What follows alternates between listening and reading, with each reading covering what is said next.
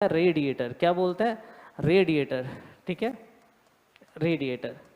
अब देखिए जो बड़ा ट्रांसफार्मर होगा वहां तो रेडिएटर लगा लेते हैं, लेकिन अगर छोटा ट्रांसफार्मर होता है तो उसकी जगह हम यहाँ कूलिंग पाइप भी लगाते हैं। आपने देखा होगा इस तरीके से जो पाइप हैं वो बने होते हैं, इन्हें कूलिंग पाइप बोला जाता है। क्या बोला जाता है बेटा? Cooling pipe. ठीक है, तो छोटे ट्रांसफार्मर में हम क्या यूज कर लेते हैं? रेडिएटर के स्थान पर कूलिंग पाइप का यूज कर लेते हैं बेटा। किसका यूज कर लेते हैं? कूलिंग पाइप का। ठीक है, कूलिंग पाइप। ठीक है, तो ये वाला सेक्शन आपको क्लियर हो गया।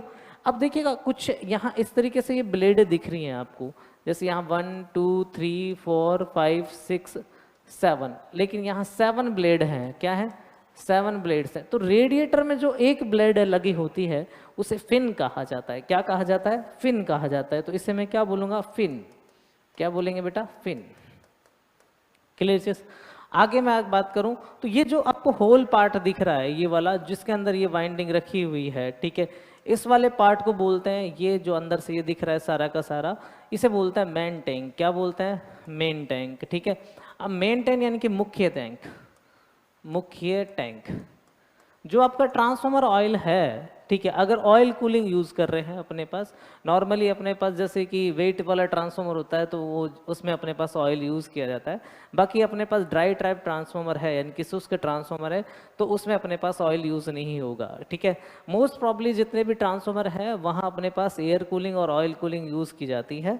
तो यहाँ पर डेफिनेटली यहाँ जो यूज मेन टैंक यूज कर रहे हैं तो यहाँ अपने पास क्या भरा जाएगा? ऑयल। अगर अपने पास ऑयल नहीं है तो फिर हम बुकेज रिले का यूज नहीं कर सकते। क्लियर चीज? ठीक है, तो ये ड्रॉबैक भी है। तो मेन टैंक जो है इसमें अपने पास क्या भरा रहता है? ऑयल भरा रहेगा। ठीक है, यहाँ आपको दिख रही है पोरोसिलिन बुशिंग, जो ये वाला पोर्शन आपको दिख रहा है ये अपने पास है पोरोसिलिन बुशिंग। अब यहाँ देखिएगा दोनों टाइप होती है। मैंने कहा था ना ये 3 फेज ट्रांसफार्मर है, तो 3 फेज है तो 3 साइड है अपने पास, बाकी 4 इधर होंगी। अगर अपने पास ये अगर डेल्टा होगा, सॉरी स्टार होगा तो 4 बुशिंग होंगी। अगर अपने पास कौन सा होगा? स्टार होगा तो 4 होंगी और डेल्टा होगा तो 3 होंगी। क्लियर चीज? तो यहाँ ये देखिए यहाँ दोनों तरफ बुशिंग है, ये लो वोल्टेज बुशिंग है और ये क्या है? हाई वोल्टेज बुशिंग है। ठीक है, अब लो वोल्टेज बुशिंग और हाई वोल्टेज बुशिंग का पता कैसा चला? लेंथ के अकॉर्डिंग पता चल रहा होगा आपको। देखिए यहाँ पर अपने पास ये छोटी लगी हुई है तो इसका वोल्टेज कम है, जो हाई लगे यानी कि जो लेंथ बड़ी है वो अपने पास हाई वोल्टेज है। लेकिन ये जो है ये जो है सारी के सारी क्या है बुशिंग ही, जिन्हें हम क्या बोलते हैं? पोर्सिलिन के बने होने के कारण पोर्सिलिन बुशिंग। इनका यूज बताएंगे क्या होगा कि ठीक है क्यों यूज करते हैं। क्लियर चीज? नेक्स्ट जो अपने पास ऊपर आपको एक हॉरिजॉन्टल टैंक दिखाई दे रहा होगा, ये वाला जो आपको पोर्शन दिखाई दे रहा है, ठीक है, ये आपके पास एक कंजर्वेटर टैंक। कौन सा टैंक है बेटा? Conservator tank. Conservator tank. ठीक है, इसी को बोलते हैं हम संरक्षी टैंक। क्या बोलते हैं? संरक्षी टैंक। क्लियर चीज? ठीक है, बाकी यहाँ पे ऑयल गेज भी लगा होता है। ठीक है, ऑयल लेवल भी लगा होता है जो आपको ये बताता है कि ट्रांसफार्मर के ऑयल का लेवल कितना है। क्लियर चीज? साइड में लगा होता है इस तरीके से, यहाँ पर वो इंडिकेट करता है। तो मैंने ऑयल गेज नहीं लिखा हुआ है। ठीक है, जैसे इनलेट पाइप होता है, आउटलेट पाइप होता है, वो भी होता है, लेकिन वो लिखने की जरूरत नहीं, वहाँ से कोई कुछ नहीं आता। इसलिए मैंने कहा था कि अगर कोई रह जाए, लेकिन मैं अपने पास बताऊंगा आपको सारे पार्टी। ठीक है, क्लियर चीज? नेक्स्ट जो ये है, ये वाला पोर्शन आपको दिख रहा होगा, ठीक है, ये वाला पोर्शन, इस वाले पोर्शन को बोला जाता है बेटा योक। क्या बोला जाता है? योक बोला जाता है। क्या? योक बोला जाता है। क्लियर? ठीक है, ये वाले जो पोर्शन है जिन पर अपने पास वाइंडिंग हो रही है, ठीक है, इन्हें क्या बोल रहे हैं हम? लिम्ब बोलते हैं। क्या बोलते हैं बेटा? लिम्ब। ठीक है, क्लियर? और ये अपने पास क्या है? वाइंडिंग है। वाइंडिंग आपको दिखी गई होगी। ठीक है, अब वाइंडिंग के लिए अपने पास देखिए कॉपर वायर यूज किया जा सकता है और एल्युमिनियम भी यूज करते हैं। ठीक है, लो वोल्टेज वाइंडिंग के लिए ज्यादातर अपने पास क्या है? एल्युमिनियम यूज किया जाता है ड्यू टू मनी प्रॉब्लम। ठीक है, यानी कि अगर आपको सस्ता चाहिए, अगर आप दोनों वाइंडिंग कॉपर में रखना चाहते हैं तो कोई नो डाउट कोई नहीं, लेकिन ट्रांसफार्मर क्या हो जाएगा? महंगा हो जाएगा। जनरली अपने पास जो वायर यूज किया जाता है जो है वो अपने पास जो है वर्गाकार टाइप का वायर, स्क्वायर वाला वायर यूज किया जाता है एलवी के लिए।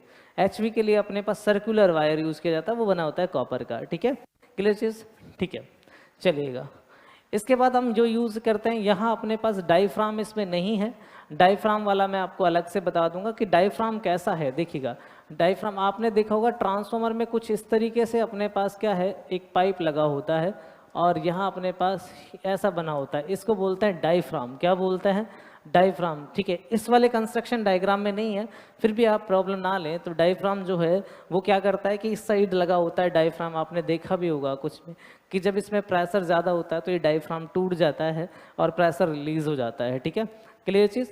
और यहाँ अपने पास क्या लगा होता है, जहाँ डायफ्राम नहीं होता इस तरीके से एक बोल्ट लगा होता है जिसे हम प्रेशर रिलीज बोल्ट बोलते हैं। ठीक है, ये जिससे प्रेशर कुकर होता है ना अपने पास कि उसमें प्रेशर बहुत ज़्यादा होता है, तो पहले अपने पास क्या है कि सिटी में अगर कुछ अटक गया हो तो उस सिचुएशन में अपने पास क्या है कि पहले प्रेशर रिलीज बोल्ट है, प्रेशर वाल्व, वो फटता है क्योंकि उसका जो अपने पास है जो प्रेशर मेल्टिंग जो है वो पहले फटेगा, क्योंकि उसका जो मेल्टिंग पॉइंट है यानी कि फटने का वो मेटल से कम होता है तो रिलीज हो जाता है। तो यहाँ भी अगर ट्रांसफार्मर में अगर प्रेशर बहुत ज़्यादा डेवलप होता है तो पहले ये बोल्ट निकलता है, जहाँ डायफ्राम होगा वहाँ प्रेशर रिलीज बोल्ट का यूज़ नहीं होता, जहाँ अपने पास डायफ्राम नहीं होता वहाँ यूज़ करते हैं प्रेशर रिलीज बोल्ट का। क्लियर चीज़। ठीक है, नेक्स्ट जो पॉइंट है अपने पास जिसमें अपने बात करते हैं, तो यहाँ अपने पास लगी होती है बुकोज रिले, इनके बीच में लगाई जाती है मैन टैंक और कंजर्वेटर टैंक के बीच में।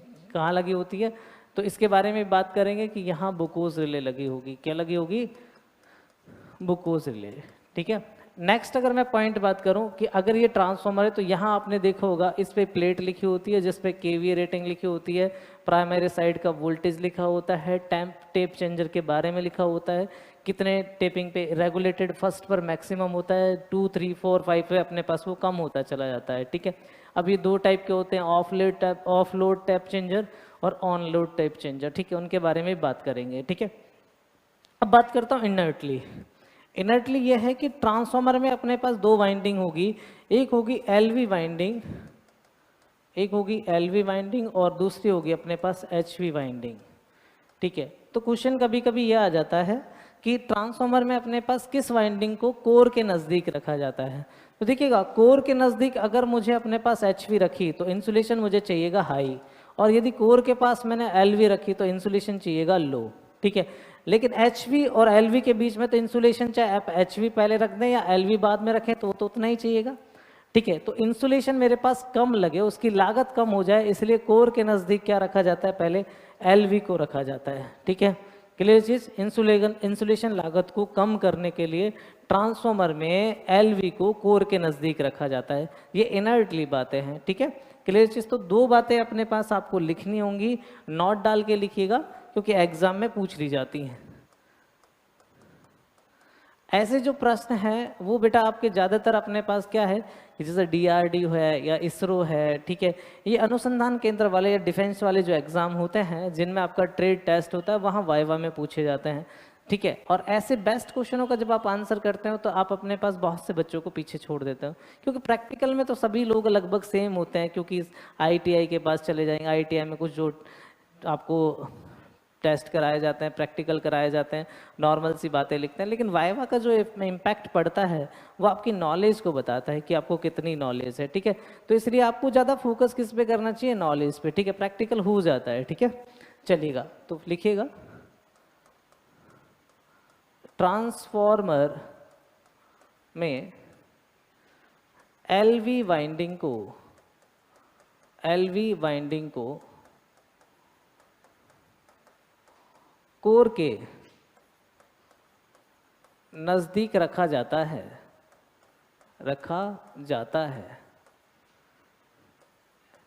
इंसुलेशन लागत को कम करने हेतु ठीक है, एक पॉइंट तो ये इंपॉर्टेंट था। दूसरा, ट्रांसफॉर्मर में वाइंडिंग लिंब पर की जाती है।